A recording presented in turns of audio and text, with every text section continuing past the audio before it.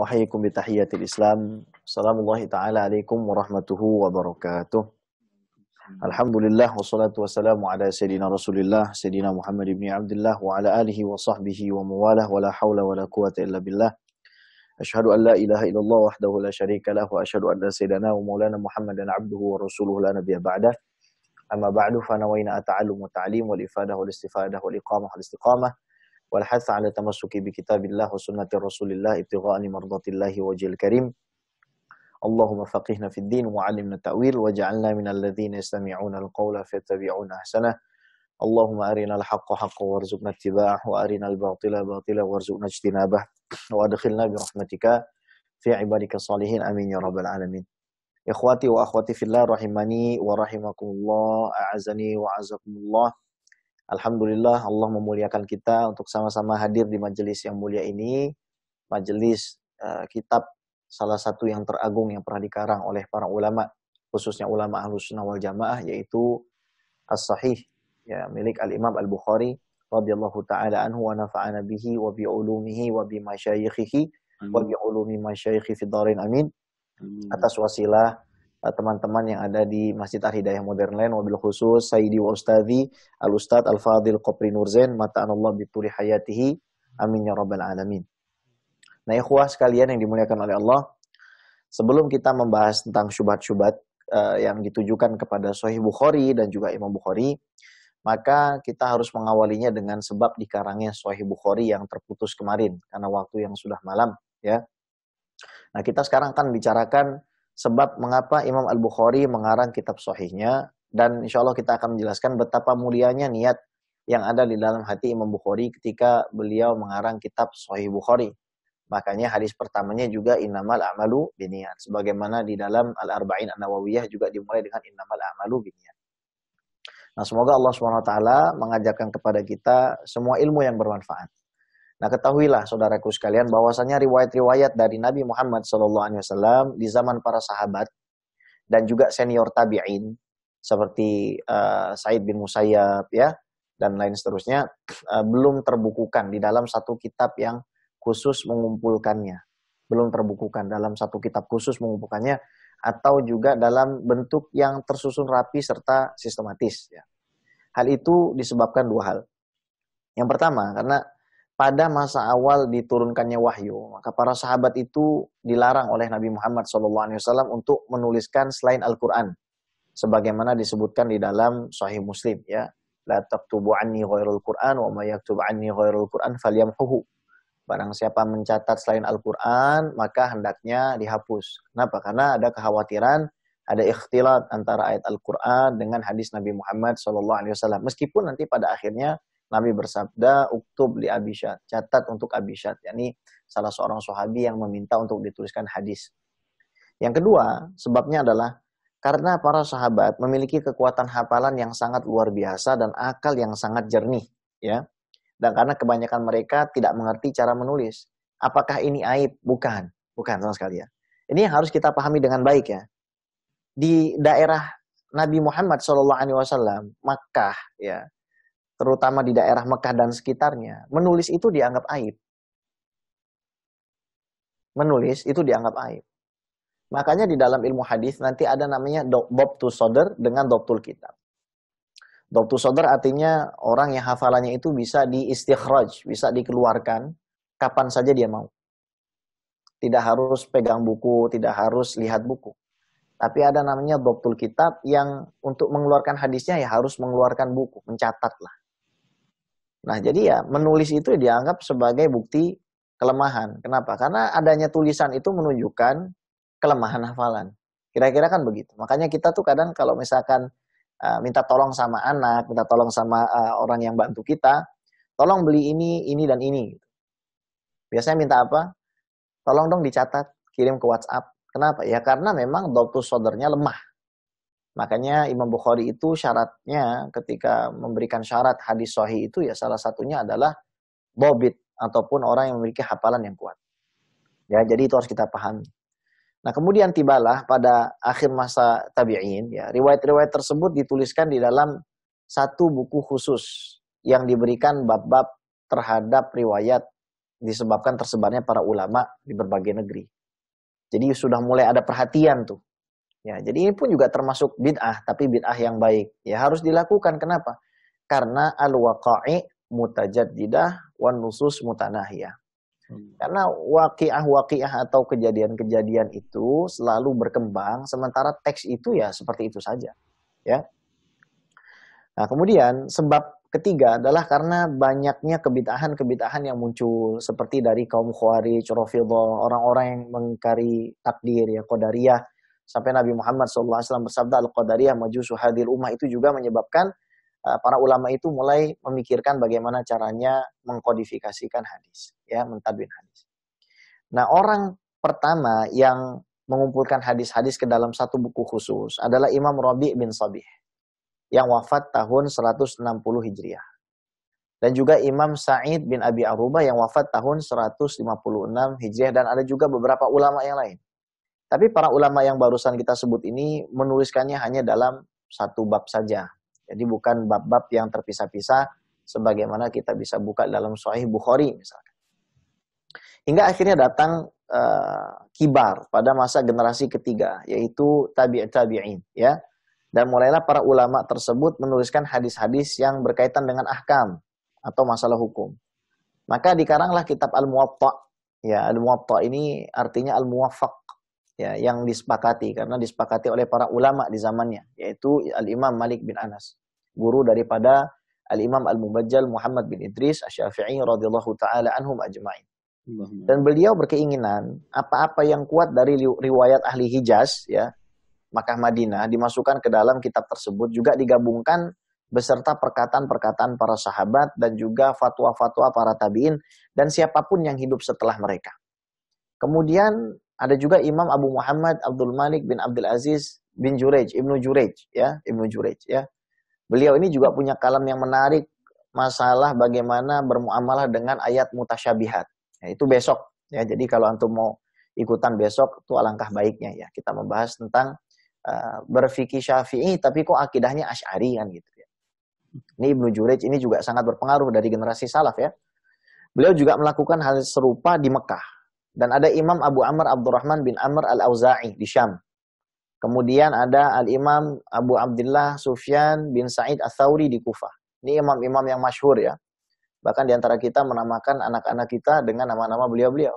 Ada Imam Abu Salamah Muhammad bin Salamah bin Dinar di Basrah. Dan selain mereka banyak sekali orang-orang yang hidup sezaman dan punya ihtimam, punya ilmam di dalam menuliskan hadis, punya semangat dalam menuliskan hadis dalam satu kitab dengan bab-bab yang khusus di dalamnya. Ya, jadi mengumpulkan hadis sholat, mengumpulkan hadis soal zakat, ya.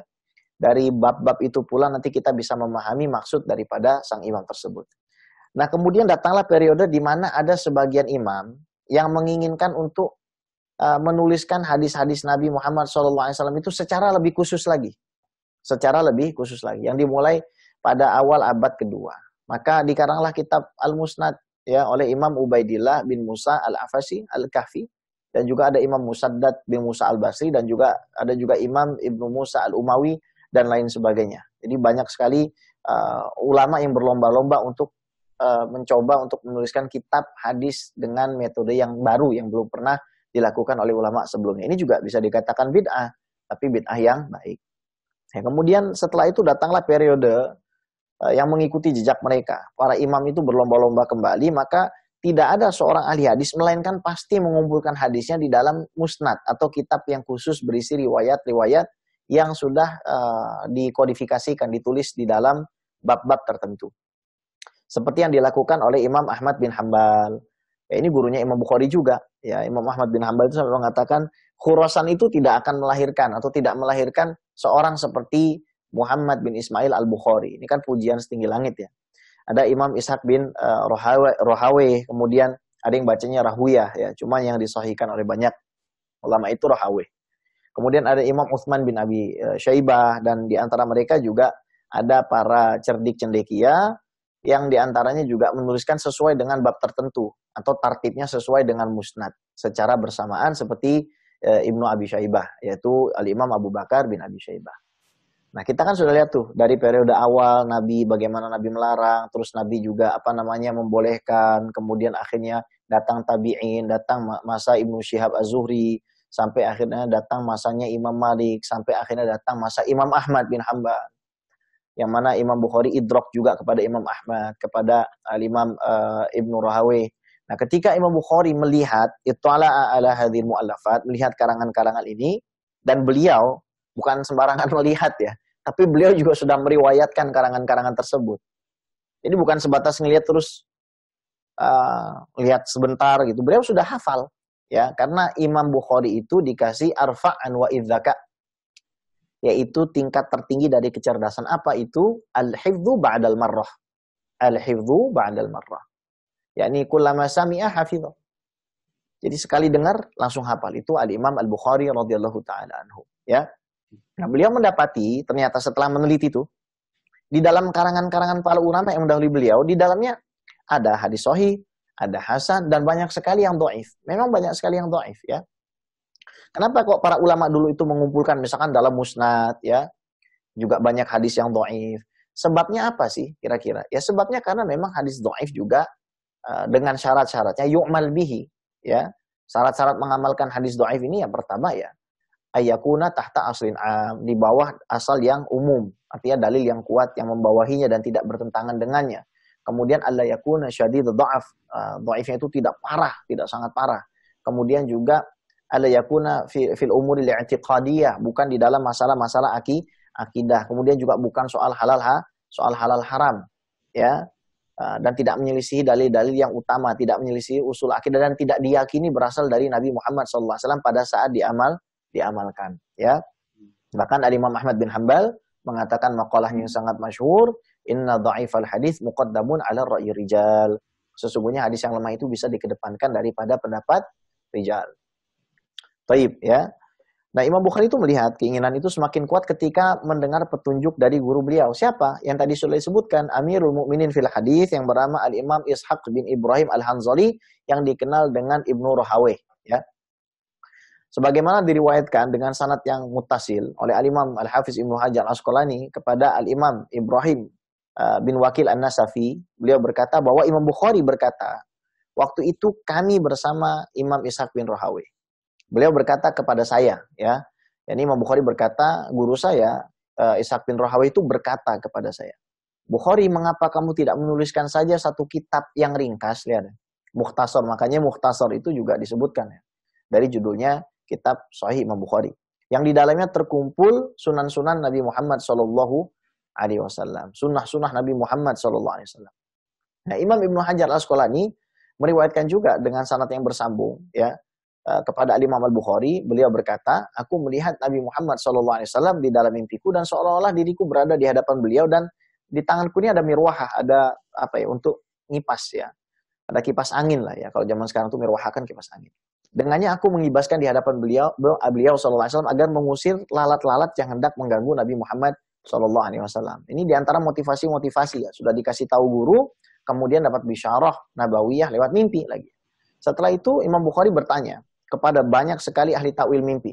Tentu saja yang soleh. Jadi ini boleh kalau kita bertanya soal takbir mimpi kepada para ulama yang memang ahli ya. Tidak masalah ya. Ibnu Sirin juga punya tafsir ahlam. Dan mereka menjawab bahwasanya yang kamu usir dari sisi Nabi Muhammad SAW adalah kedustaan yang dinisbatkan kepada beliau SAW. Dan sesungguhnya mimpi inilah yang membuat aku menjadi semangat untuk mengumpulkan hadis-hadis yang sahih ke dalam satu buku. Ya. Jadi kayak Imam Asy'ari tobat ya, dikisahkan dalam Tabyin Kadibil Muftari oleh Imam Ibnu Asakir, sampai 3 kali mimpi bertemu Nabi Muhammad SAW. Kemudian Imam Asy-Syatibi ketika mengarang Matan Syatibiyah dalam qiraah juga bermimpi bertemu Nabi Muhammad SAW. Imam Ahmad Al-Marzuqi juga ketika mengarang Nazam Aqidatil Awam juga bermimpi bertemu Nabi Muhammad SAW. Jadi ini bisyarah nabawiyah, ini bukan sembarangan ya. Bukan iftira ini. Ya, orang-orang yang bicara ini. Nah, Al-Imam Abu Dzar Al-Harawi. Nah, ini Imam Abu Dzar Al-Harawi juga salah satu figur kunci ya di dalam mendedahkan pemikiran akidah Asy'ariyah, bahwasanya akidah Asy'ariyah ini juga akidahnya ahli hadis ya. Karena Al-Imam Abu Dzar Al-Harawi ini juga mengikuti dari Al-Imam Abu Bakar Al-Baqillani, Al-Qadhi Al-Baqillani, dan itu insyaallah kita akan ceritakan dan singgung besok. Nah, beliau itu meriwayatkan dari Al-Imam Al-Kashmihani, salah satu perawi utama dari Sahih Bukhari, yang mana Al-Imam Al-Kashmihani ini beliau meriwayatkan dari Al-Imam Muhammad bin Yusuf Al-Farabri. Al-Imam Muhammad bin Yusuf Al-Farabri ini dari kota Farab, ya, di dekat kota kelahiran Imam Bukhari, di daerah situ, yang sudah meriwayatkan Sahih Bukhari, mendengar Sahih Bukhari ini sampai hatam sebanyak 2 kali, ya. Udah dengar sekali dari Imam Bukhari, dia dengar lagi, ya, saking senangnya.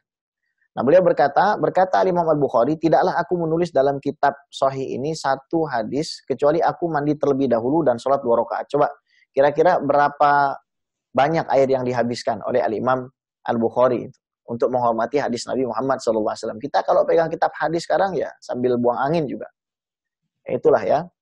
Tapi itu permasalahan adab ya. Kita hendak menyingkat waktu. Sebenarnya membicarakan adab itu sangat menarik ya, karena sangat applicable, sangat aplikatif, dan bisa membuat kita itu mendapatkan keberkahan lebih banyak. Nah, berkata Imam Muhammad bin Abi Hatim, sekretaris Imam Bukhari, aku melihat di dalam mimpiku Imam Muhammad bin Ismail Al-Bukhari berjalan di belakang Nabi Muhammad SAW. Dan Nabi Muhammad SAW berjalan di depan beliau. Setiap kali Nabi Muhammad SAW mengangkat kaki beliau, maka Imam Bukhari radhiyallahu ta'ala anhu meletakkan kakinya di bekas yang sudah diinjak oleh Rasulullah SAW. Jadi ngikutin itu, ya. Ngikutin. Nah, sekarang kita mau meringkas tentang pengetahuan umum lah tentang kitab Sahih Bukhari ya. Jadi Imam Bukhari mengatakan telah mengambil hadis dari 1080 figur hadis. Ini Imam Bukhari ya. Beliau mengatakan memang meriwayatkan dari 1080 figur hadis ya. Secara umum seperti itu. Kemudian Imam Bukhari sangat giat mencari hadis setiap tobakoh ya, baik itu yang a'la minhu atau an mithlihi atau asfal minhu beliau ambil. Jadi yang tingkatnya di atas seperti Imam Yahya bin Ma'in, kemudian Imam Ali bin Al-Madini, kemudian Imam Ibnu Rahaweh, kemudian Imam Ahmad bin Hanbal, yang di atasnya lah itu diambil. Yang sezaman juga diambil seperti misalkan Al-Imam At-Tirmidzi yang diriwayatkan oleh Al-Imam Al-Bukhari dalam sahihnya ya. Atau yang aswal minhu, atau yang ada di bawahnya. Jadi beliau itu juga tidak sombong. Tidak sombong orangnya. Kita kadang kalau misalkan dapat sanad kitab apa, kemudian ada orang yang punya, terus kita lihat satu level sama kita, satu tobako, kita juga, apalagi ngelihat yang di bawah kita tuh, kita males aja istijazah, minta ijazah itu. Padahal itu lebih kuat. Itu lebih kuat. Misalkan dapat hadis musalsal dari Syekh Fulan, Syekh Fulan, Syekh Fulan. Ya bagus kalau dapat sanad yang ali jiddan. Sanad ali itu artinya yang perawinya sedikit gitu ya. Namanya sedikit lah. Sampai kepada Nabi Muhammad SAW namanya sedikit. Ya. Tapi Imam Bukhari mengajarkan kepada kita ya, hendaknya kita ngumpulin semuanya. Baik yang atas kita, yang selevel sama kita, atau yang ada bahkan di bawah kita. Ya. Nah, murid Imam Al-Bukhari ini juga sangat banyak sekali. Al-Imam Al-Farabri mengatakan bahwa Imam Bukhari memiliki murid sebanyak 70.000 orang yang mendengarkan kitab Sahih Bukhari dari beliau. Ya. Kemudian Imam Muslim itu termasuk murid Imam Bukhari meskipun tidak meriwayatkan hadis dari Imam Bukhari dalam kitab Sahihnya. Nah, mungkin ada orang yang mengatakan bahwasanya kitab Sahih Muslim ini lebih utama dari kitab Sahih Bukhari. Apakah ada pendapat begitu? Ada, tapi itu pendapat marjuh ya.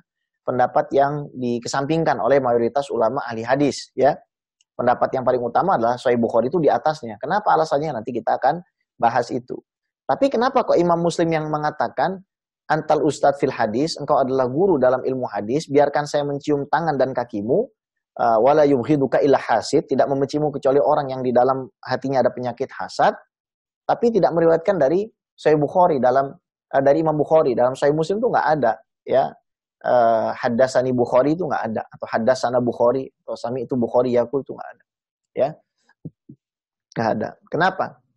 Karena beliau bertemu Imam Bukhari setelah selesai menulis kitab Sahihnya. Nah, ini antum harus tahu ya, kenapa nanti misalkan buka di Sahih Muslim ya, di Sahih Muslim antum buka kok ternyata nggak ada Bukhari, katanya muridnya tapi kok takzimnya tinggi tapi kok nggak ada. Jawabannya karena kitab tersebut sudah dicatat terlebih dahulu, sudah rampung, baru ketemu Imam Bukhari ya. Nah, Imam At-Tirmidzi adalah murid Imam Bukhari yang mencantumkan 75 hadis yang beliau riwayatkan dari Imam Bukhari di dalam kitab Sunan beliau. Jadi banyak sekali itu Abu Abdillah Muhammad bin Ismail Al-Bukhari ya, Haddasani, Haddasana dan lain sebagainya ya. Kemudian Ashabus Sunan, Imam An-Nasa'i, Imam Abu Zur'ah Ar-Razi, kemudian Imam Ibnu Khuzaimah juga termasuk murid-murid Imam Bukhari yang memuji Imam Bukhari dengan luar biasa. Ya, ada yang menarik gitu bahwa Imam Bukhari pernah berkata, beliau hafal 100.000 hadis sahih dan 200.000 hadis yang tidak sahih. Sementara beliau menulis hadis itu di dalam Sahih Bukhari itu juga dengan takror, dengan pengulangan ya, dengan pengulangan itu hanya 7 ribuan. Berarti kan sisanya masih banyak. Ini cara memahaminya seperti apa gitu, ya. Apalagi beliau mengatakan bahwa beliau menulis kitab Sahih itu dengan mentakhrij 600.000 hadis. Gimana kita memahaminya itu? Ya kan? Apakah ada hadis-hadis yang tidak sampai kepada umat Islam gitu? Apakah wahyu yang diturunkan dari hadis-hadis Sahih itu lantas nggak semuanya tersampaikan karena hadis yang ditulis Imam Bukhari itu cuma sekian, ya, cuma 7 ribuan. Sementara beliau mengatakan hafal 100.000 hadis. Nah, ini maksudnya begini loh. Jadi para ulama muhaddisun itu menjelaskan, ya, masyayikh kita di Al-Azhar menjelaskan bahwa maksudnya adalah bila ada 20 jalur sanad, meskipun membawa isi atau matan yang sama, dianggap 20 hadis. Misalkan saja ya, ada hadis yang matanya sama. Man kana yu'minu billahi wa bil yaumil akhir falyakul khairan aw liyasmut. Misalkan matannya itu sama seperti itu. Tapi riwayatnya itu datang dari jalur yang berbeda-beda sampai 20 jalur. Maka itu dianggap 20 hadis oleh Al-Imam Al-Bukhari. Yaitu ya. Jadi ya al-yauma akmaltu lakum dinakum wa atmamtu alaikum ni'mati wa raditu lakumul Islam madinah. Semuanya artinya di dalam disiplin ilmu hadis, ya, semua hadis itu semua masadiru tasyri', baik dari Al-Quran dan Sunnah, semuanya sudah kamil, syamil, lengkap. Tinggal nanti masalah ijtihad dan istinbat para ulama melihat kepada kesohihan, kemudian juga derajat hadis, kemudian amkhos, mutlak, muqayyad, mujmal mubayyan. Nah itu yang dilihat ya, bagaimana thariqatul jam'i, bagaimana mengumpulkan hadis-hadis yang seolah bertentangan, nanti ada ilmu mukhtalafil hadis dan lain seterusnya, ya. Kemudian para ulama itu memang menyaksikan kekuatan hafalan Imam Bukhari itu diibaratkan orang yang bisa mengeluarkan ilmunya kapan saja tanpa persiapan. Jadi kapan aja dites ilmunya itu keluar. Itu Imam Al-Bukhari. Kalau kita kan dites ya lihat buku dulu, mau diskusi, mau debat ya nanti dulu, tentukan tanggalnya, saya belum siap gitu kan. Tapi kalau Imam Al-Bukhari ini memang dikasih ya seperti yang saya sampaikan tadi, kemampuan hafalan yang di atas rata-rata. Nah, Al-Imam Al-Khatib Al-Baghdadi meriwayatkan di dalam Tarikh Baghdad beliau dengan sanadnya. Jadi Imam Bukhari ketika datang ke Baghdad, maka para ahli hadis dari Khorasan dan Baghdad ingin menguji beliau. Pengen diuji. Ini katanya orang hafalannya luar biasa. Dengan cara apa? Mereka mengumpulkan 100 hadis dibagi kepada 10 orang. Jadi satu orang pegang 10 hadis.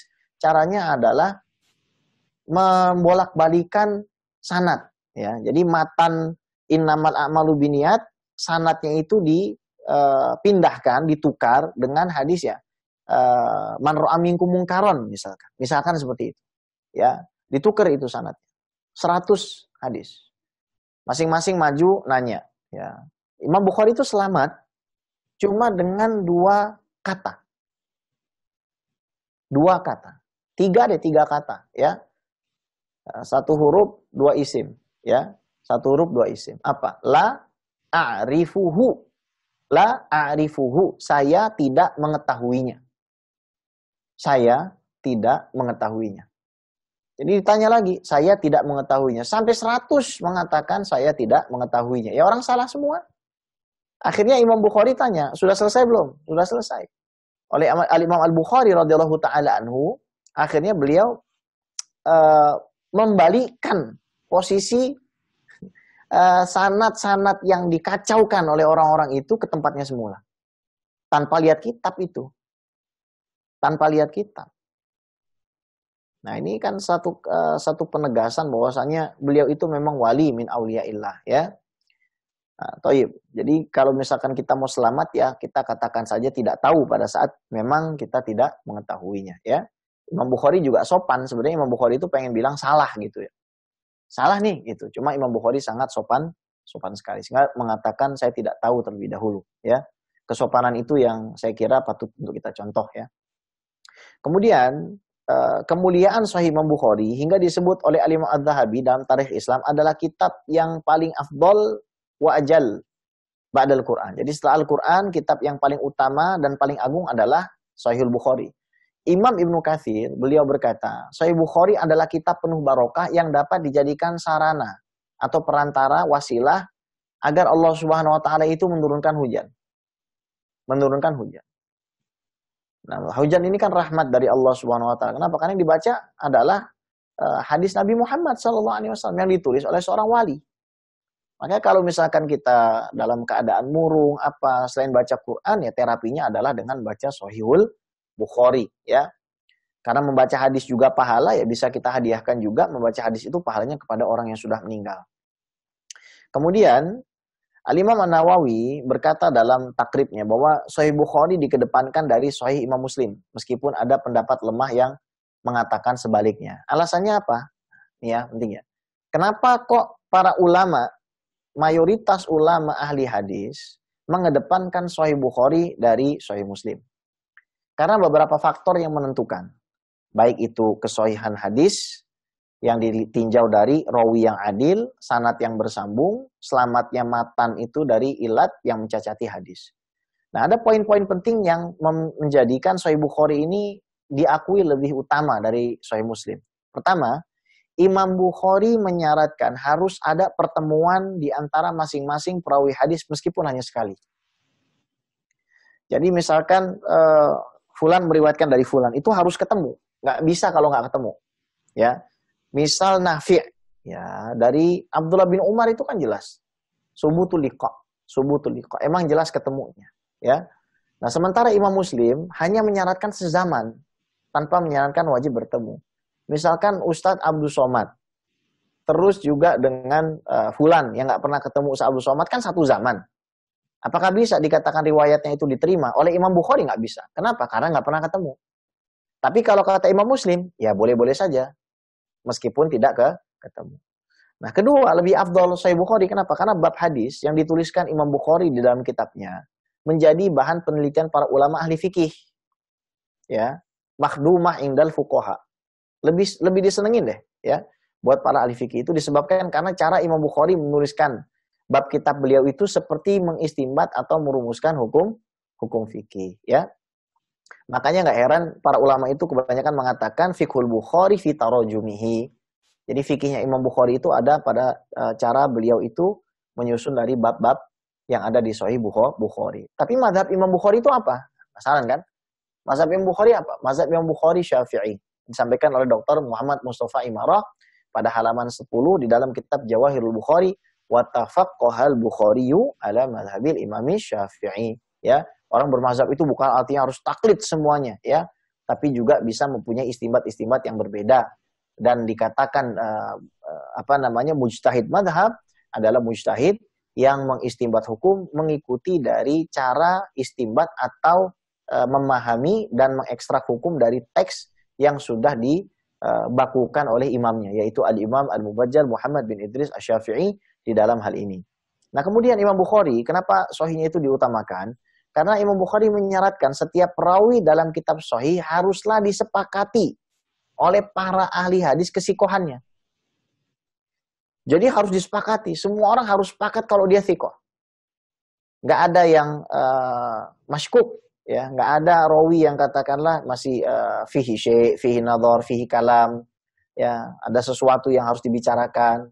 Baik itu karena suka bohong, suka dusta, ya, atau bahkan nauzubillah pemalsu hadis, ya, pernah bohong, bermasalah dan lain sebagainya, ya.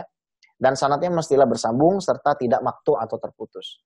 Ada nggak kritik-kritik kritik alus? Ya ada. Imam Ad-Daraqutni misalkan mengkritik 110 hadis dalam Sahih Bukhari. Namun semua itu sudah dijawab oleh Al-Imam Ibnu Hajar dalam Hadiyusari saat mensyarah hadis terkait. Nanti insya Allah pada saat kita bahas Sahih Bukhari, marra bina insyaallah. Saya murbina insyaallah, ya. Kemudian setiap perawi yang diriwayatkan Imam Bukhari maka sudah dianggap adil dan dhabit bagi beliau dan beliau tidak lalai dalam hal ini. Apalagi bila melihat kepada fakta bahwa mayoritas raksasa hadis menerimanya sebagai kitab sahih.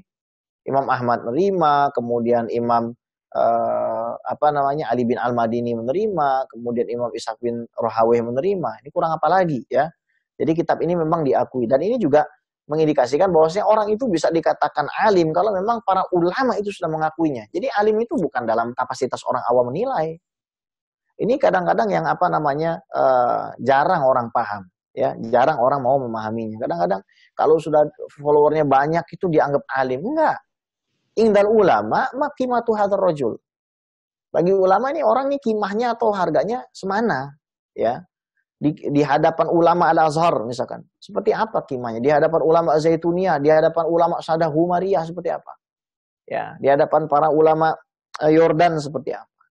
Ya, para apa namanya jibal, gunung-gunung keilmuan, ya. Nah, Imam Bukhari wafat, ya. Ketika beliau waktu itu menuju Samarkand, tiba di Khartan, sebuah desa kecil, ya, sebelum Samarkand.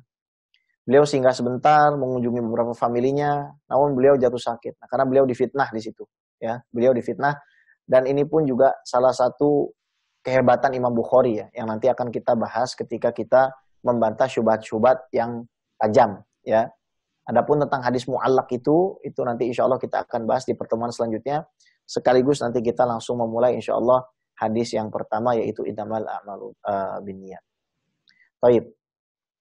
Dan akhirnya karena setelah sakit itu beliau meninggal pada hari Sabtu tanggal 31 Agustus tahun 870 Masehi, 256 Hijriah, lahir 194 Hijriah, berarti usia beliau kurang lebih 62 tahun kurang 13 hari.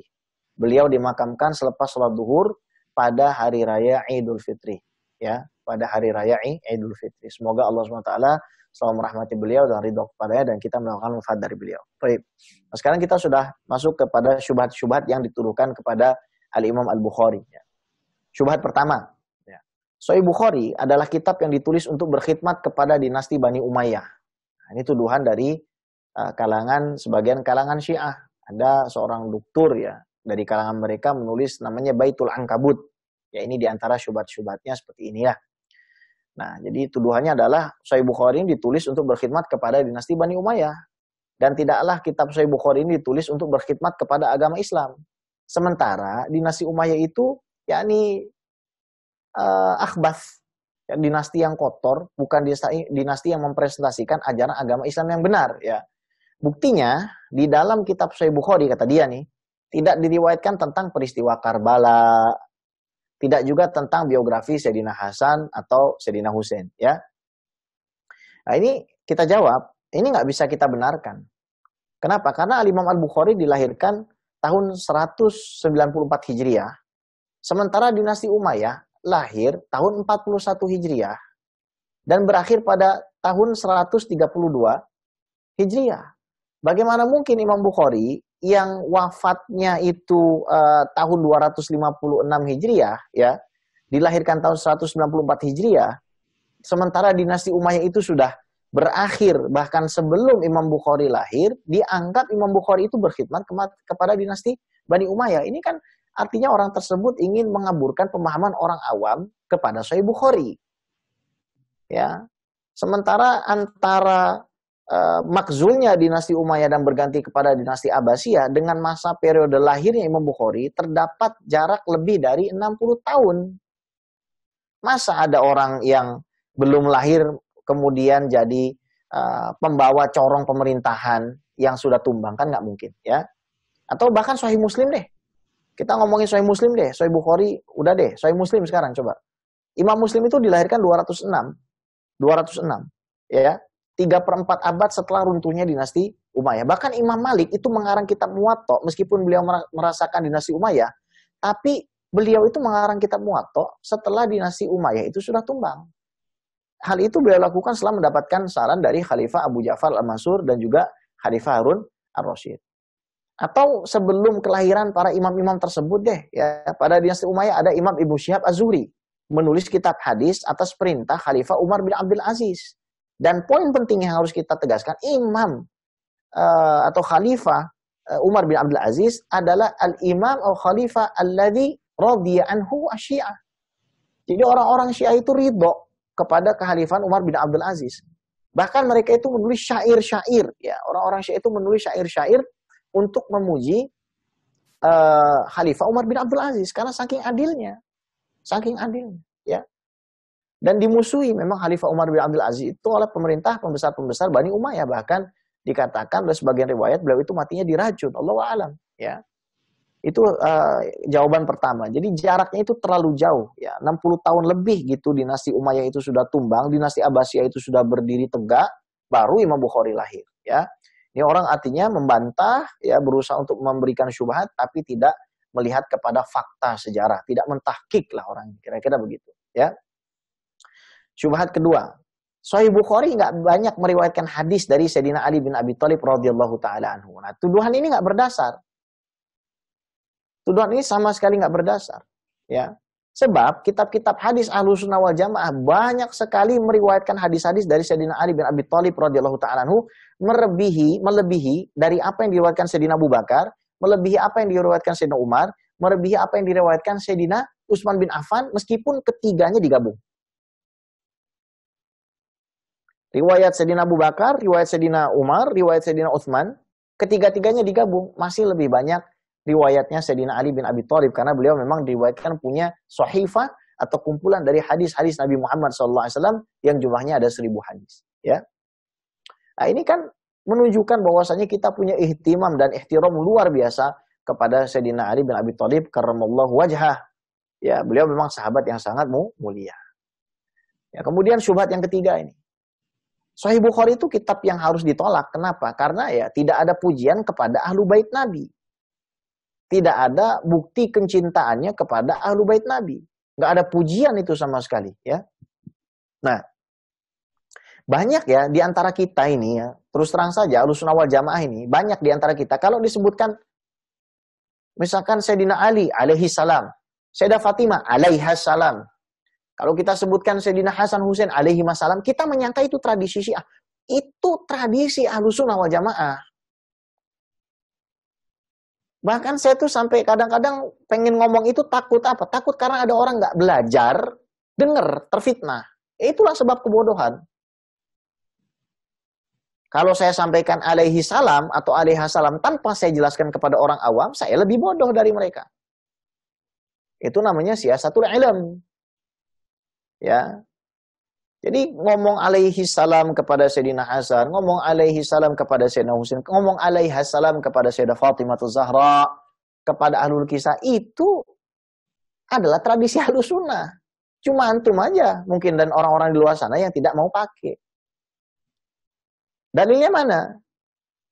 Coba kita baca nih hadis Bukhari. Kita baca sanadnya aja. Wa bihi ilaihi qala haddatsana Ibrahim bin Musa qala akhbarana Hisham qala akhbarana Ma'mar 'an az-Zuhri an Urwata an Aisyah anna Fatimata 'alaiha salam Jadi menyebut 'alaiha salam kepada Sayyidah Fatimah itu bukan tradisinya orang Syiah. Bukan tradisinya orang Syiah, tapi tradisinya siapa? Tradisi Ahlussunnah wal Jamaah. Itu hadis Bukhari. Hadisnya nomor 4035 dan 4036. Ya. Baik. Sekarang hadis lain nih dari Sahih Bukhari. Wa bihi ilaihi qala hadatsana Abdan, qala akhbarana Abdullah, qala akhbarana Yunus an Ibnu Shihab, qala akhbarani Ali bin Husain, anna Husain bin Ali radhiyallahu taala anhuma akhbarahu anna Aniyan alaihi salam telah menceritakan kepada kami Abdan, telah mengabarkan kepada kami Abdullah, telah mengabarkan kepada kami Yunus dari Ibnu Shihab. Ia berkata telah mengabarkan kepada saya Ali bin Husain Zainal Abidin bahwa Sayyidina Husain bin Ali radhiyallahu taala anhu mengabarkan bahwa Ali alaihis salam, bukan menabikan. Ya. Makanya kita dalam sholat itu bersolawat. Jadi kita jangan mau juga terpancing gitu, ya. Takut gitu kita mengatakan alaihi salam atau mengatakan kepada ulama radhiyallahu taala anhu. Ini kadang ada orang juga ya karena nggak belajar mungkin ya. Nggak belajar, nggak ngikutin ulama Ahlussunnah wal Jamaah. Begitu akhirnya punya pikiran yang jelek. Misalkan kita nyebut radhiyallahu taala anhu kepada Imam Syafi'i, nanti ngomong, Imam Syafi'i bukan sahabat, harusnya rahimahullah. Ini bodoh. Kenapa dikatakan begitu? Karena Allah sudah mengatakan radhiyallahu anhum wa radu'an dzalika liman khasyya rabbah. Allah ridho kepada mereka, mereka ridho kepada Allah, itulah orang-orang yang takut kepada Allah. Imam Syafi'i kurang takut apa? Al-Quran itu. Jadi at-taradhi maqamud du'a, kita mendoakan orang-orang radhiyallahu anka dalam keadaan langsung ya. Radhiyallahu anka, Allah itu ridha kepada dirimu. Itu kan maqamud du'a, jangan dilarang. Alaihi salam itu bisa untuk nabi selain Nabi Muhammad SAW. Alaihi salam atau alaihi salam bisa untuk keluarga atau ahlu bait Nabi Muhammad SAW. Dan ini ada di Sahih Bukhari. Ada di Sahihul Bukhari. Ta'zim kepada ahlu bait Nabi. Ta'zim kepada keluarga Nabi. Dan itu juga yang ditujukan oleh Al-Imam Al-Bukhari ketika beliau menulis hadis pertamanya.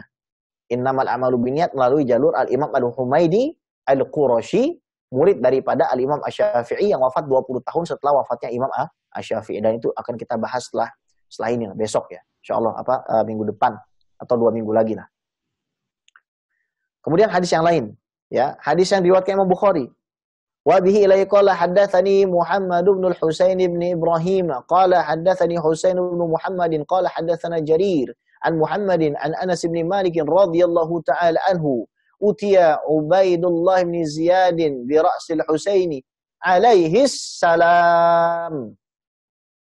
Telah bercerita kepadaku Muhammad bin Al-Husain bin Ibrahim. Ia berkata, telah bercerita kepadaku Husain bin Muhammad. Telah bercerita kepada kami Jarir dari Muhammad, dari Anas bin Malik radhiyallahu ta'ala anhu. Ia berkata, Ubaidullah bin Ziyad disodorkan kepada Al-Husain alaihi salam. Ubaidullah bin Ziyad ini gembong, orang yang akan bertanggung jawab terhadap pembunuhan dari Sayyidina Husain alaihi salam. Sayyidina Husain alaihi salam. Ya. Hadis Musnad Imam Ahmad. Wa bihi ilaihi qala hadatsana Sufyanu an Abi Musa wa yuqalu lahu Isra'ilu qala sami'tu Al-Hasan qala sami'tu Abu Bakrata wa qala Sufyanu marratan an Abi Bakrata ra'aitu Rasulullah sallallahu alaihi wasallam 'alal minbari wa Hasanun alaihi salam. Telah menceritakan kepada kami Sufyan dari Abu Musa yang biasanya disebut Israil. Dia berkata, aku mendengar Al-Hasan berkata, aku mendengar Abu Bakrah. Pada kesempatan lain Sufyan berkata dari Abu Bakrah, aku pernah melihat Nabi Muhammad Rasulullah sallallahu alaihi wasallam di atas mimbar, sedangkan Hasan alaihi salam. Disebutkan Hasan alaihi salam. Ya. Dan hadis yang seperti ini sangat banyak, ya. Sangat banyak, ya. Oke, kita ringkas. Syubhat kelima, ini menarik ya. Kitab Sahih Bukhari nggak ada perannya di dalam menguatkan fikih 4 mazhab. Jadi kitab Sahih Bukhari ini nggak ada perannya sama sekali. Menguatkan fikih 4 mazhab ini nggak ada perannya. Sebab alasannya, imam mazhab itu kan terlahir lebih dulu dari Imam Bukhari. Ini juga lucu ya. Yang besok itu juga lucu. Ini juga lucu gitu, ya. Pertanyaan seperti ini hanya dilontarkan 2 orang. Satu, orang yang betul-betul tidak tahu dan fi ghayatil hamaqah. Betul-betul, mohon maaf ya, betul-betul bodoh dalam keilmuan Islam sehingga tidak bisa membedakan tentang ilmu riwayat yang berkaitan dengan subutu riwayat dan diroyahnya, atau yang berkaitan dengan istinbat dari riwayat tersebut. Dari thariqatul istidlal. Nggak bisa bedain mana ilmu hadis, mana usul fikih, mana ilmu hadis riwayah, mana ilmu hadis diroyah, itu dia nggak bisa bedain dengan ilmu fikih, itu nggak bisa bedain. Ya, atau orang yang tahu tapi sengaja. Kenapa? Karena targetnya adalah menggoncang orang awam. Ini orang awam kalau baca syubhat begini habis sudah. Ya. Jadi gimana kita menjawab itu? Para imam mazhab yang 4 itu memang lahir terlebih dahulu dari Imam Bukhari. Akan tetapi Imam Bukhari sempat mengambil hadis dari Imam Ahmad. Imam Ahmad bin Hanbal mengambil hadis dan fikih dari Imam Syafi'i. Imam Syafi'i mengambil dari Imam Malik. Imam Malik mengambil dari Imam Nafi. Imam Nafi mengambil dari Abdullah bin Umar. Abdullah bin Umar radhiyallahu taala anhuma mengambil dari Nabi Muhammad sallallahu alaihi wasallam an Jibril an Rabbih azza wajalla. Dari malaikat Jibril dari Allah Subhanahu wa taala. Itu sanadnya bersambung. Jadi secara intelektual memang masing-masing ini punya hubungan, ya, dan keterkaitan. Namun yang harus dicermati adalah bahwa mazhab fikih ini penting. Namanya mazhab fikih, mazhab Syafi'i itu, Imam Syafi'i nggak pernah mendirikan mazhab Syafi'i itu nggak. Tapi murid-muridnya lah yang menisbatkan mazhabnya namanya bukan Muhammadi. Padahal namanya Muhammad bin Idris Asy-Syafi'i atau Idrisi. Tapi kepada Syafi'i, Syafi'i itu adalah buyutnya, kakek buyutnya Imam Syafi'i yang punya bapak namanya As-Sa'ib. Dua-duanya ini sahabat Nabi yang masuk Islam pada saat perang Badar. Kata Al-Imam Ibnu Hajar Al-Haytami, ditabarruk bi syafaati syekhina. Kami pengen tabarukan, makanya namanya mazhab Syafi'i. Dan mazhab itu hasil pergulatan, mazhab itu hasil begini loh. Sebagaimana saya sampaikan, kejadian yang ada di zaman Imam Syafi'i itu beda dengan kejadian yang ada di zaman Imam Ghazali. Kejadian itu kasus kan berkembang. Cara mengolah hukumnya sama. Tapi kesimpulan itu bisa jadi berbeda, tergantung telaah masing-masing imam. Ya.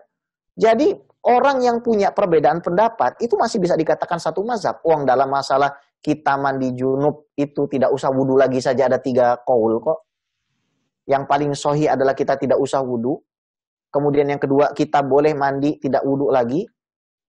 Asalkan kita mengatakan dan meniatkan untuk mandi besar itu menghilangkan hadas besar dan hadas kecil sekaligus. Atau pendapat yang ketiga yang tidak populer adalah tidak boleh. Ini masih dalam satu mazhab. Ya.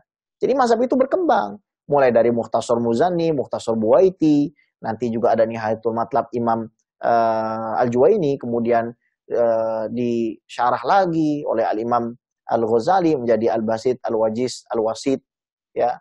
Kemudian nanti disyarah lagi ya oleh para ulama, oleh Al-Imam Ar-Rafi'i hingga akhirnya sampai kepada Rawdatul Talibin, hingga sampai nanti kepada Minhaj dan lain seterusnya. Itu adalah upaya yang sangat luar biasa di dalam mazhab Syafi'i. Ya.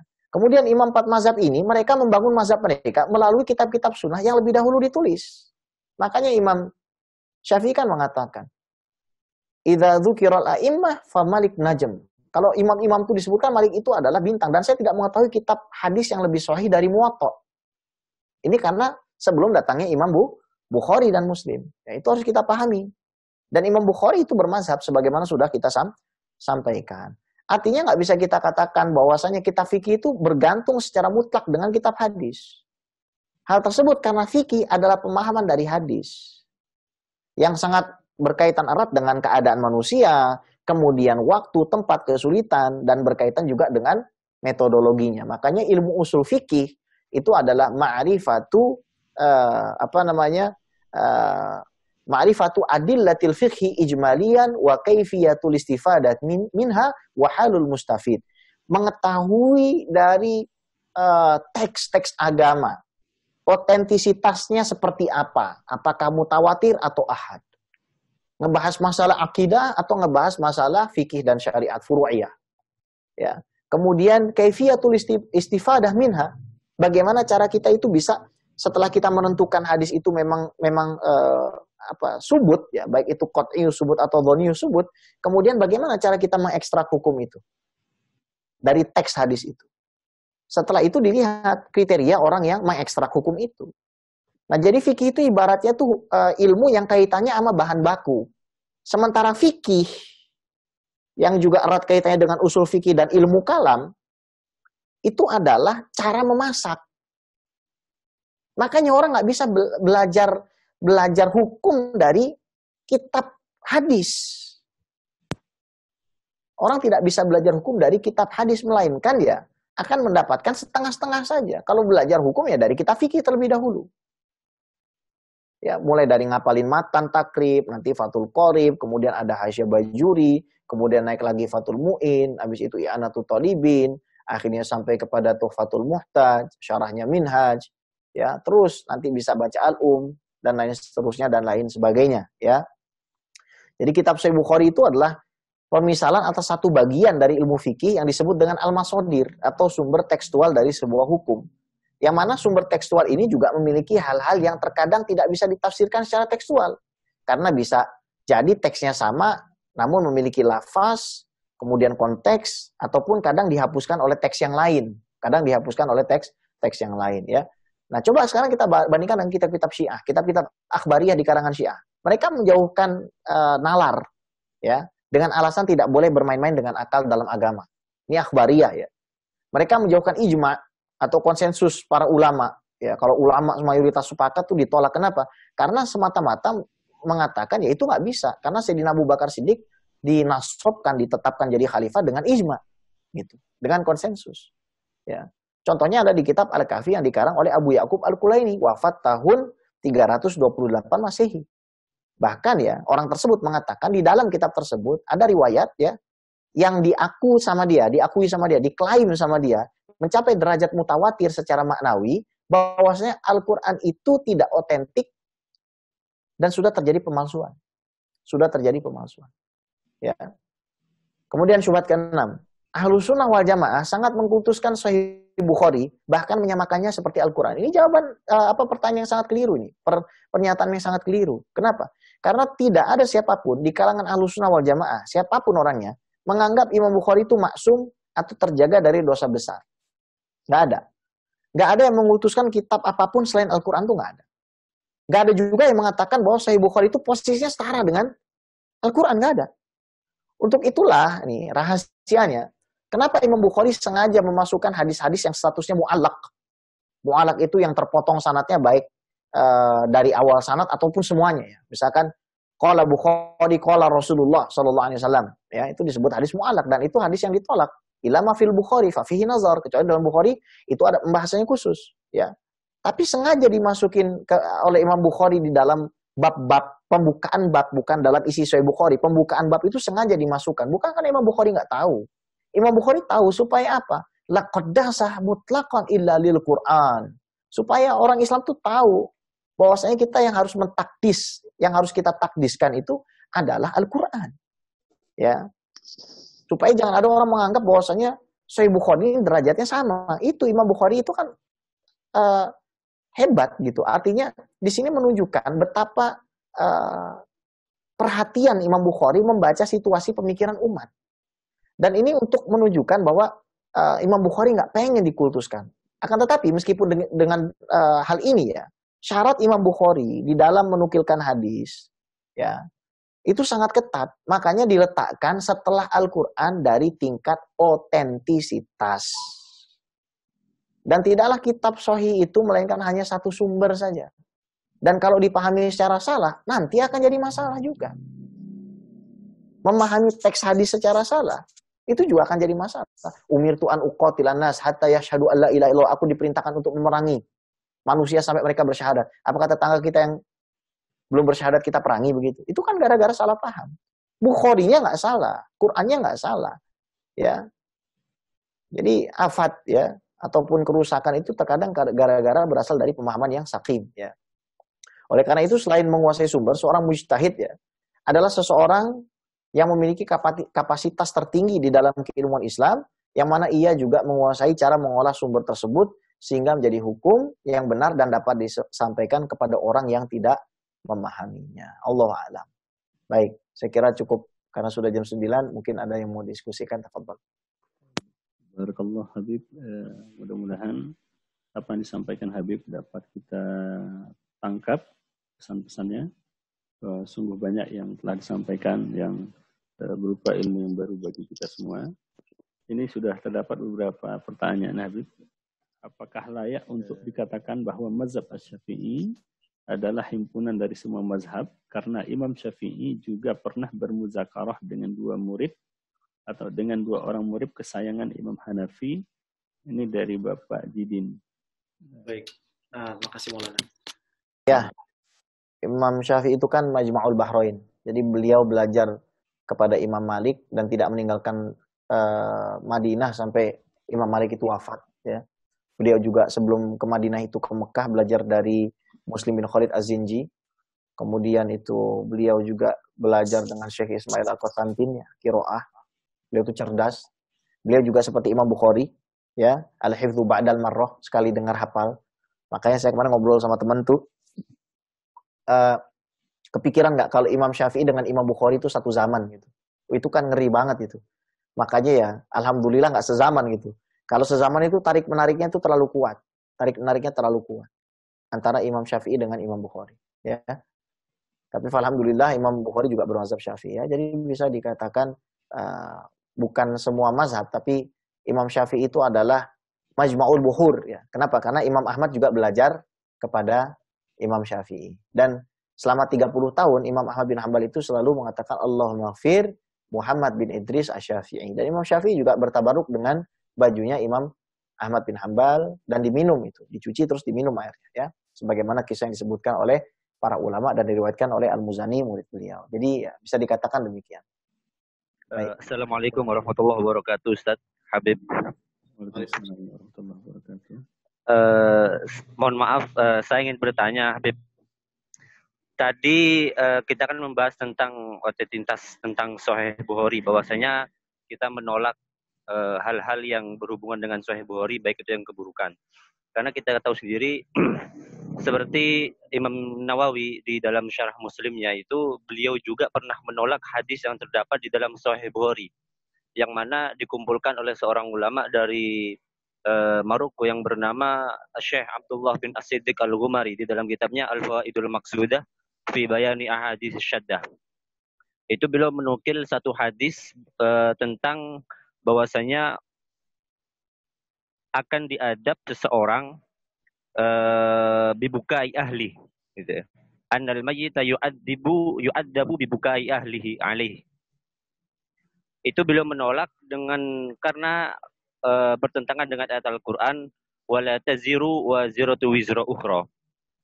Hal ini pun sesuai dengan kaidah yang diberikan oleh Al-Faqih Al-Mutafaqih di dalam kitabnya Al-Khatib Al-Baghdadi, mengatakan idza rawa as-siqatu khabaran muttasil al-isnad rudda, salah satunya dengan ayu khalifa nasul kitab. Itu menurut antum bagaimana? Apakah ini amrun nisbi atau bagaimana? Syukron. Ya. Jelas amrun nisbi. Jelas sesuatu yang mujtahad fi. Ya, jadi itu kan semuanya istinbat dan ijtihad. Kullu yuqbal wa yurad min qawlihi ila sahib hadzal qabr. Semua itu bisa diterima dan bisa bisa diterima dan bisa ditolak kecuali Nabi Muhammad SAW. Itu prinsip pertama. Nah, kalau istidlal Imam Nawawi yang antum sampaikan tadi, yang ditulis oleh Sidi Abdullah bin Siddiq Al-Ghumari, yang mausuahnya itu ada 18 jilid atau 17 jilid itu. Ya, kebetulan kami juga Al-Fakir juga nyambung sanadnya ke Sidi Abdullah bin Siddiq Al-Ghumari radhiyallahu taala anhu. Ya, dari Syekh Yusri, kemudian dari Maulana Hisham Kamil, Hamid Musa, kemudian kami nyambung juga dari salah satu cucu beliau, bukan cucu beliau langsung tapi cucu saudara beliau, Sidi Abdul Aziz Al-Ghumari, itu Sidi Abdul Mu'im Al-Ghumari. Kalau Imam Nawawi itu beralasan bahwasannya ala taziru waziratu wizra ukhra, masing-masing orang itu tidak bisa mewarisi dosa yang lain. Itu sebenarnya tafsiran Imam Ibnu Hajar Asqalani di dalam Fathul Bari atas hadis itu adalah bahwasannya setiap orang memang bertanggung jawab atas apa yang dia lakukan. Orang itu tidak bisa membuat orang lain itu diazab. Memang betul itu. Tapi akan tetap di dalam hal ini Imam Ibnu Hajar Asqalani itu lebih memilih berseberangan dengan Al-Imam An-Nawawi. Kenapa demikian? Karena sebenarnya nggak perlu ada yang dipertentangkan di dalam hadis ini. Nah, bisa saja Allah SWT itu mengijro azab sebab apa? Sebab karena kelakuan seseorang dari hasil tangannya sendiri. Misalkan, kalau Nabi Muhammad SAW bersabda, "Idza mata ibnu Adam inqata anhu amalu illa min thalathatin illa shadaqatin jariyatin aw ilmin yuntafa'u bihi aw waladin shalihin yad'ulah." Kalau di situ ada waladun sholih yang itu juga min amaliyadihi, bisa jadi bibukai ahlihi alaihi itu juga bisa dikatakan ya bisa masuk kepada ya amalan si anak itu. Jadi kayak misalkan anak itu berbuat maksiat, kemudian ada hadzun yakni min walidayhi fihi, ada hadzun ataupun ada katakanlah akibat pendidikan dari orang tuanya, ya tentu saja orang tua itu akan merasakan. Tapi ala kulli hal nanti akan saya cari lagi istimbatnya dan insya Allah 2 minggu lagi akan kita telisik lebih lanjut ya. Karena ini juga pertanyaan yang sangat menarik ya untuk kita bahas gitu. Jadi saya akan jawab dengan jawabannya Imam Bukhari dulu, ana lam adri ba'd.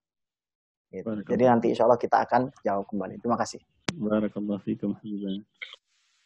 Selanjutnya dari Bapak Rahmat Hidayatullah. Assalamualaikum Habib.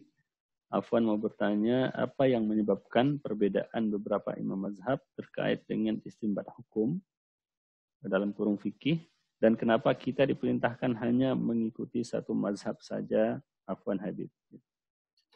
Baik, jazakallahu khair. Ya, mazhab itu dibangun bukan atas dasar sholat wajib itu 5 waktu, enggak.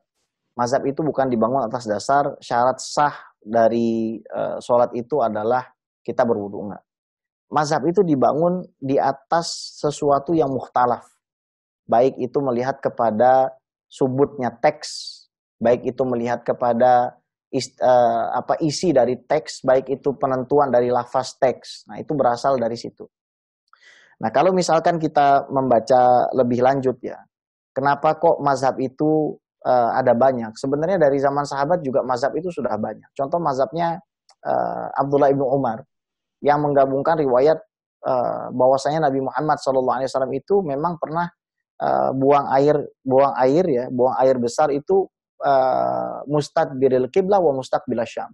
Jadi menghadap ke arah Baitul Maqdis, kemudian membelakangi kiblat. Itu kenapa? Karena memang beliau SAW buang air di ruangan yang tertutup.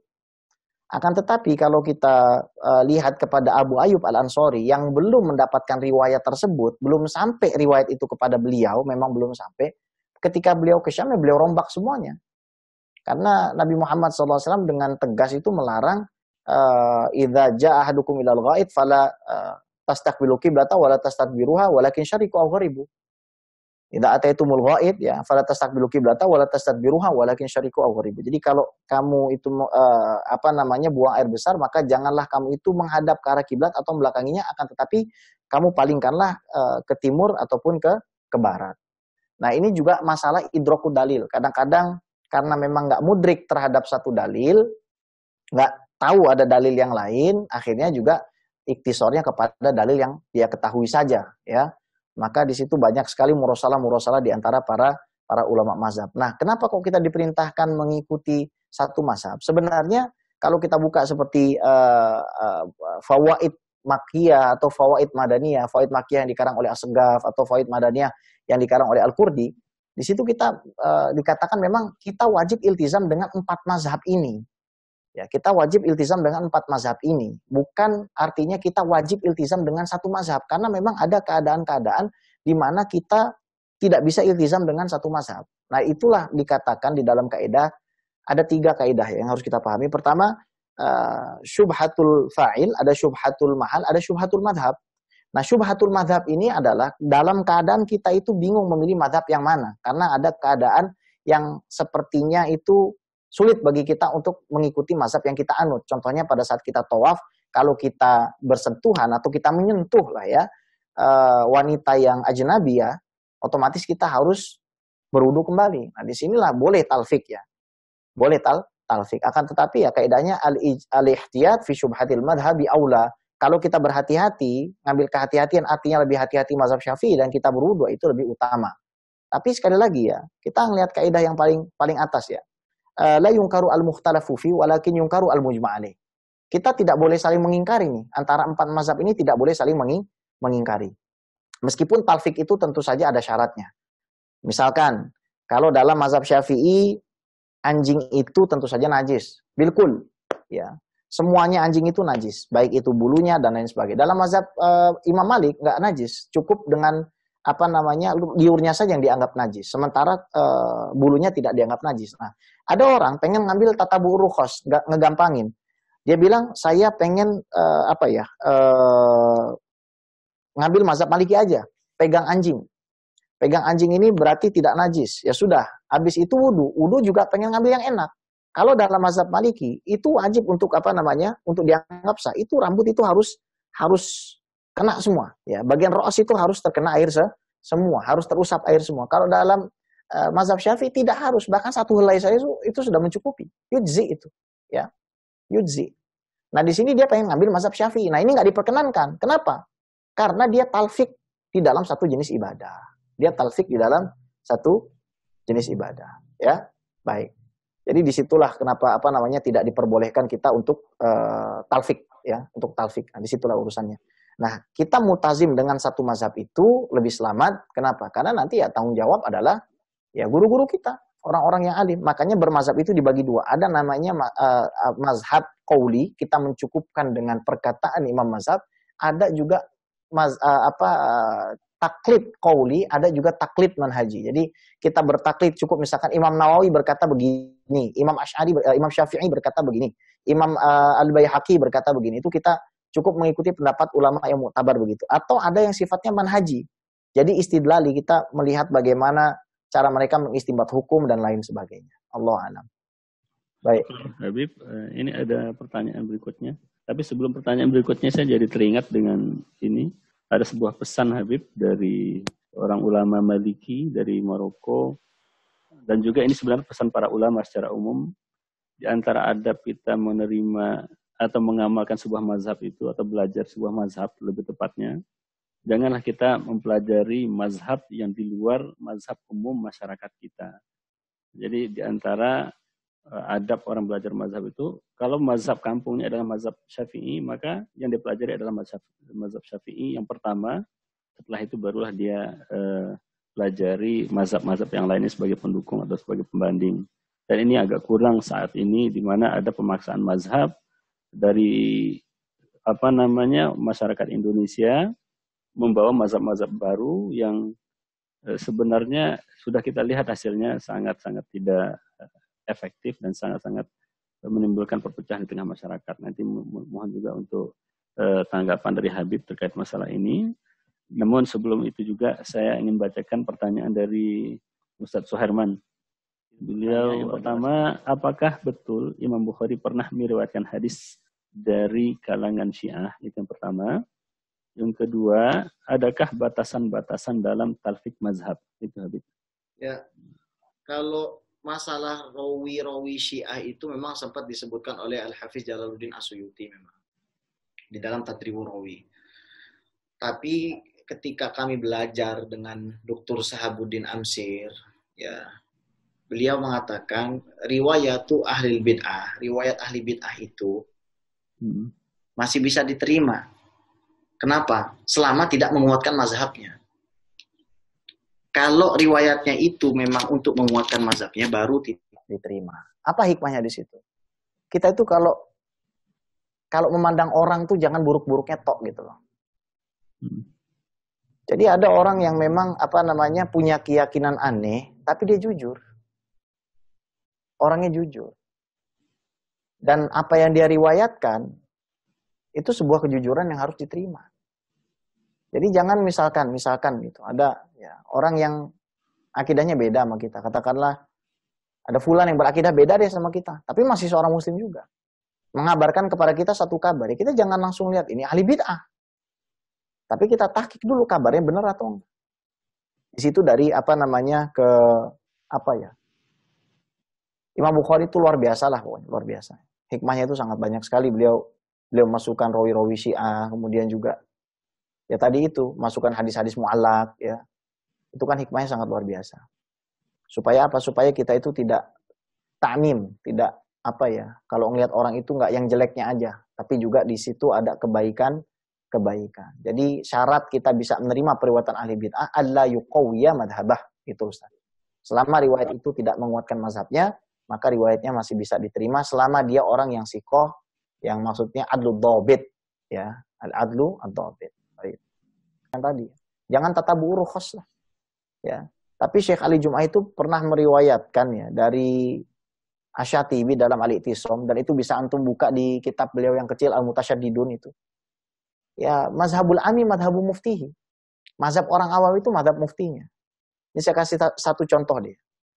Kemarin dalam masalah berkurban untuk orang yang sudah meninggal tanpa wasiat. Mazhab resmi mazhab Syafi'i mengatakan nggak bisa kalau nggak ada wasiat. Nggak bisa kalau nggak ada wasiat. Akan tetapi, 3 mazhab yang lain, Maliki, Hambali, dan Hanafi, membolehkan. Yang muftabihi yang mana? Yang difatwakan yang mana? Yang difatwakan oleh Darul Ifta Mesir adalah yang 3 mazhab itu.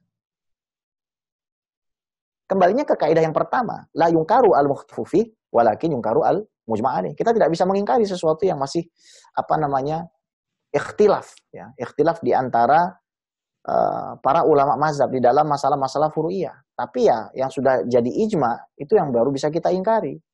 Ya misalkan ijma bahwasanya sholat 5 waktu itu 5, kemudian ada yang menambahi atau mengurangi. Nah, itu kan sudah khariqul ijma. Nah, itu patut untuk kita ingkari. Jadi batasannya selama memang ada hajah mulihah, ada hajah masa, ada kesulitan yang teramat sangat, karena terkadang ya al-hajah qad tanzilu manzilatat darurah, kadang hajat itu memang dia bisa turun ke dalam bisa naik derajatnya itu seperti darurat, maksudnya bisa menempati tempatnya darurat karena tergantung dengan kita. Ya maka ya ad-darurat tubihul mahzurat tadi itu. Apalagi ini hanya sekedar pindah mazhab untuk mencari solusi. Dan di Darul Ifta itu menariknya di Darul Ifta. Mereka itu memfatwakan bahwasannya apabila orang sedang marah, suami itu sedang dalam keadaan sangat marah, ya. Tentu saya ada tafsirnya, di fatwa itu ada tafsirnya. Sangat marah. Sehingga ghalaba 'alaihil ghadab, ghalaba 'ala aqlihil ghadab, akalnya itu kalah dengan marahnya. Ketika dia mentalak, bahkan dengan lafaz yang sorry, itu dipakainya pendapat Ibnu Taimiyah. Yang muftabihi malah pendapatnya Ibnu Taimiyah. Nah, disinilah penting bagi kita untuk belajar kitab seperti Al-Fawaid Al-Makiyah yang ditulis oleh Sulaiman Al-Qurdi, atau Al-Fawaid Al-Madaniyah yang ditulis oleh Sulaiman Al-Qurdi, atau Al-Fawaid Al-Makiyah yang ditulis oleh As-Segaf, untuk mempelajari kaidah-kaidah dalam khususnya mazhab Syafi'i.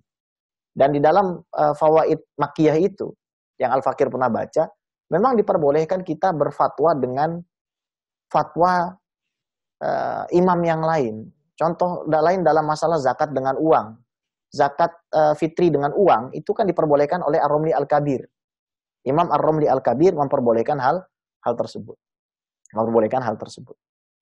Katanya beliau di dalam fatwa Ar-Romli Al-Kabir itu mengatakan wa yajuzu taqlidul Imam Abi Hanifah ay ikhrajuha qimatan. Jadi boleh kita itu taklid kepada Imam Abu Hanifah di dalam mengeluarkan zakat fitri, bukan dengan aghlabu qutil balad, bukan dengan makanan pokok satu negeri, tapi dengan qimah ataupun dengan jumlahnya. Ya, kira-kira seperti itu. Jadi ya, kalau misalkan ada mufti yang berfatwa kepada kita, tentu saja melihat kepada ahwal kita, ya kita ikuti, tidak jadi masalah. Nanti yang tanggung jawab dia. Tentang yang saya tanyakan tadi Habib, mohon maaf Habib, minta pandangan Habib. Tentang kita sebaiknya mimbabil adab bahwa kita sebaiknya belajar mazhab kaum kita dulu sebelum kita pada mazhab kaum yang lain. Iya, memang begitu. Imam Ibnu Rajab Al-Hambali itu pernah didatangi oleh orang yang mazhabnya Syafi'i. Terus beliau nanya, bukan Imam Ibnu Rajab, Qadhi Abu Ya'la malah, ya. Qadhi Abu Ya'la ini kan juga ya banyak hal juga dengan Asy'ariyah gitu. Tapi beliau ini jujur banget orangnya. Jadi ada orang dibawa sama anak beliau untuk ketemu sama beliau. Terus ditanya, kamu halnya apa? Saya mau pindah. Saya ini dari kecil ikut mazhab Syafi'i. Di kampung kamu apa mazhabnya? Di kampung saya Syafi'i. Terus kamu mau ngapain? Mau pindah mazhab ke mazhab apa? Saya mau pindah ke mazhab Hambali. Alasannya kenapa? Karena saya cinta Anda. Jangan. Kenapa? Karena kamu akan menyebabkan dirimu itu dimusuhi. Dan sedikit sekali orang yang akan bisa mengambil faedah dari kamu. Makanya kita yang ada di Indonesia ini, mayoritas mazhabnya Syafi'i, ya sudah ikuti saja mazhab Syafi'i. Kalau misalkan ada pernyataan, ya, katakanlah yang bertentangan di antara para ulama Syafi'iyah, ya kita tanya kepada guru-guru kita yang lebih sesuai dengan kondisi keadaan kita itu yang mana. Kalau kita pengen ngambil azimah, kita jadi orang yang lebih baik. Kalau kita mau ngambil rukhsah juga nggak ada masalah. Ngambil keringanan itu nggak ada masalah. Kalau kita mau mengambil yang berat bagi kita itu lebih baik.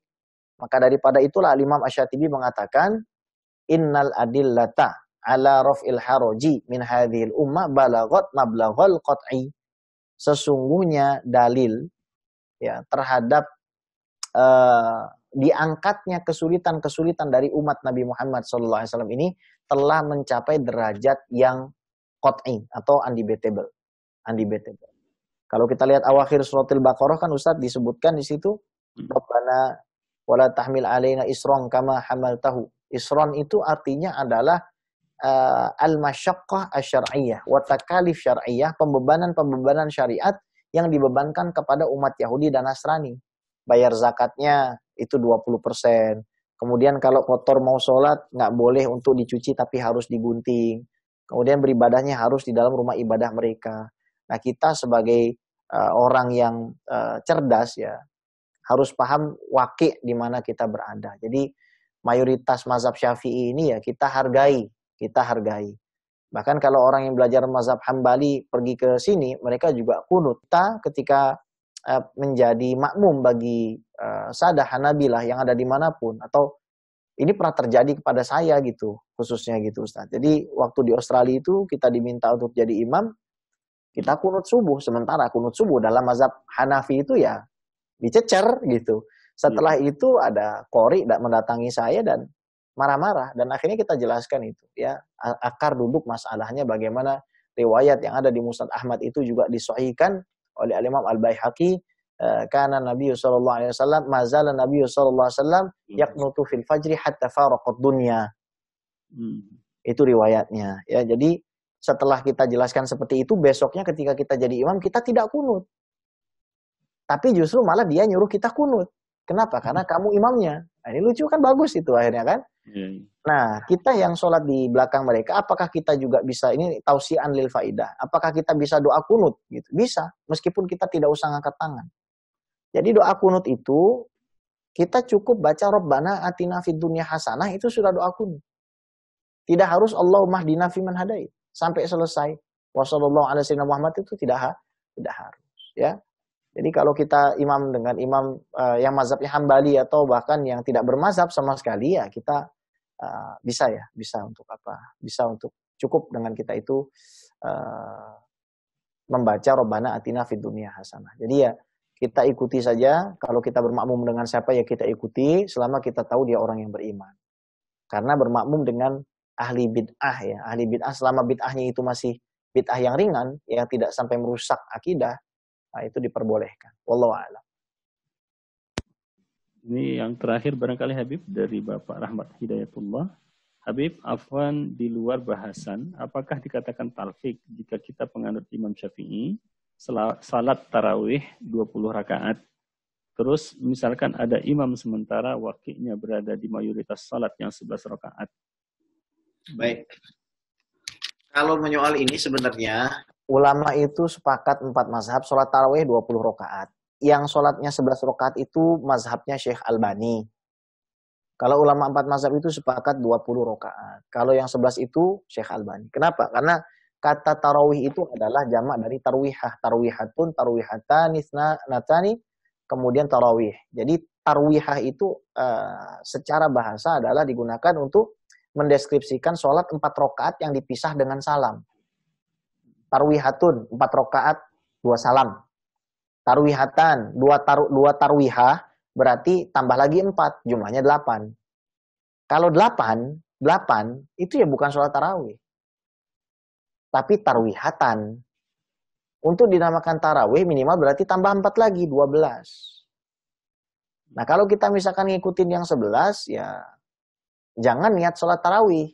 Niat sholat malam, selesai urusannya. Ya. Karena tidak bisa dikatakan itu sholat tarawih. Jadi kita ikut aja. Tapi kita niatnya sholat malam. Mereka dengan mazhab mereka, kita dengan mazhab kita campur adukan. Baik. Baik Habib, terima kasih banyak Habib. Jazakumullah khairan. Barangkali itu kajian kita pada malam hari ini. Mungkin terakhir dari Habib sekaligus untuk kita minta Habib untuk berdoa. Untuk kita aminkan. Jazakumullah khair Maulana, insyaallah semoga menjadi ilmu yang bermanfaat dan semoga kita semua dimudahkan urusan oleh Allah SWT. Tetap semangat belajar, kita sama-sama saling belajar, saling mengisi. Kita jangan pernah merasa cukup dengan ilmu yang kita punya, tetap ngaji. Kemudian juga selalu peduli kepada perkembangan dunia Islam yang sekarang sedang dalam keadaan seperti ini. Dan banyak-banyak membaca Al-Quran, banyak membaca Sahih Bukhari untuk mendatangkan keberkahan di rumah kita, dalam urusan kita, dalam perjalanan kita. Semua itu insya Allah akan membantu kita untuk mentahqiq semua umniyah atau semua keinginan-keinginan kita dan diridhoi oleh Allah SWT. Mungkin itu saja dari saya. Kita tutup dengan baca suratul Fatihah. Kita sampaikan kepada guru-guru kita, kepada masyayikh-masyayikh kita, khususnya kepada Al-Imam Al-Bukhari, semua rawinya Bukhari, semua syurahnya Bukhari, semua orang yang intima dan peduli untuk menyebarkan kitab Sahih Bukhari, semua orang yang pernah membaca Sahih Bukhari dan semua orang yang mencintai Imam Bukhari, semoga dikuburkan bersama beliau, bersama Nabi Muhammad SAW. Ala hadhihi ala kulli niyatin salihah ila hadratin Nabi Muhammad SAW bisiril Fatihah. A'udzu billahi minasyaitonir rajim. Bismillahirrahmanirrahim. Alhamdulillahirabbil alamin arrahmanir rahim maliki yaumiddin. Iyyaka na'budu wa iyyaka nasta'in ihdinas siratal mustaqim siratal ladzina an'amta 'alaihim ghairil maghdubi 'alaihim waladdallin. Amin amin ya mujibas sa'ilin. Bi rahmatika arhamar rahimin. Allahumma inna nas'aluka bihaqqil Fatihah wa bi syafa'atil Fatihah wa bi karamatil Fatihah an taftah lana kulla khair wa an tadfa'ana kulla syurur. Ya farijal ham ya kashifal gham ya man li 'abdi yaghfir wa yarham. Ya dafi'al bala ya Allah, ya dafi'al bala ya Rahman. Ya dafi'al bala ya Rahim, idfa'anal bala, idfa'anal bala, idfa'anal bala, min jami'il bala fi dini wa dunya wal akhirah.